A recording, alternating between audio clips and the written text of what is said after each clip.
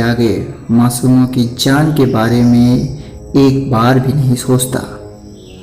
इतिहास की अनगिनत घिनौनी सच्चाइयों को उजागर करती एक ऐसी ही तस्वीर है दूसरे विश्व युद्ध की, जो आज भी सामने आने पर आत्मा को झकझोर देती है। यह तस्वीर द्वितीय विश्व युद्ध के दौरान जापान में खींची गई तस्वीर है। ये तकरीबन 10 साल के एक लड़के की है। उस लड़के ने अपनी पीठ पर एक बच्चे को बांधा हुआ है। इस फोटो में आप देखेंगे कि लड़के ने अपने दांतों से अपने होठों को कसकर दबा रखा है। क्या आप जानते हैं कि ये लड़का इस तरह से क्यों खड़ा है? दरअसल ये लड़का तस्वीर में जो दिख रहा है, ये अपने छोटे भाई के अंतिम संस्कार के लिए लाइन में खड़ा है। ये तस्वीर उस समय की है जब अमेरिका ने जापान पर परमाणु हमला किया था। ये तस्वीर खींचने वाले फोटोग्राफर थे जाई ओ'डोनल। ओ'डोनल तब 23 साल के थे। उन्होंने ही नागासाकी पर हुए परमाणु हमले के बाद यहाँ की तस्वीरें ली थी, जो आज भी बहुचर्चित हैं।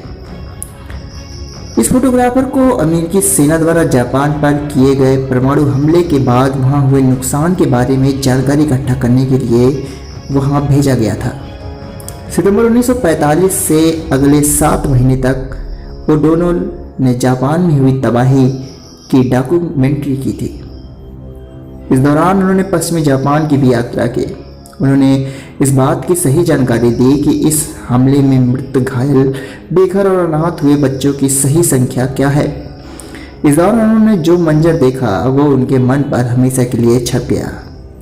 वो फिर कभी यहाँ के लोगों की पीड़ा को भुला नहीं पाए। सालों बाद जोई ओ'डोनल ने एक जापानी मीडिया कर्मी को अपना इंटरव्यू देते हुए इस लड़के की तस्वीर के बारे में बताया।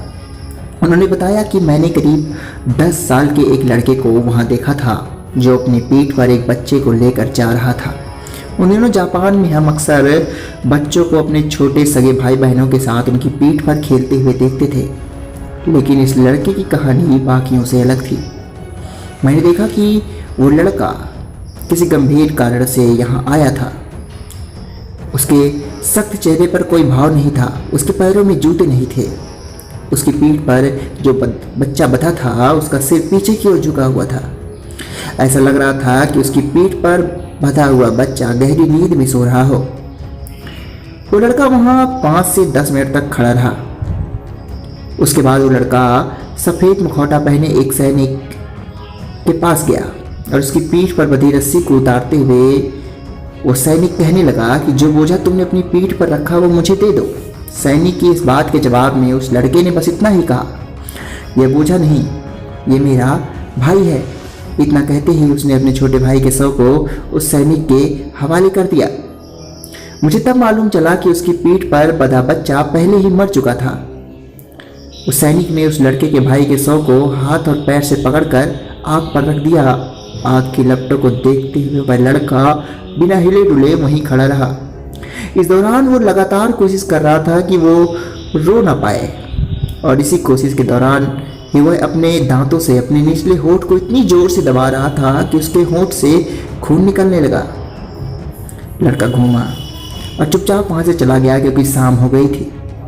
कहते हैं जापान में आज भी यह तस्वीर शक्ति का प्रतीक मानी जाती है। शायद कोई भी उस पीड़ा को महसूस नहीं कर सकता जिसे इस लड़के ने महसूस किया। हमें इस तस्वीर से बहुत कुछ सीखने को मिल सकता है, लेकिन अफसोस कि आज हम भी इसे एक तस्वीर की तरह ही देख रहे हैं। दोस्तों, वीडियो कैसी लगी कमेंट में बताइएगा। NS Now पे नए हैं, NS Now को सब्सक्राइब कीजिएगा इसी तरह की वीडियो देखने के लिए। चलते हैं, मिलेंगे किसी और वीडियो में, तब तक के लिए जय हिंद, जय भारत।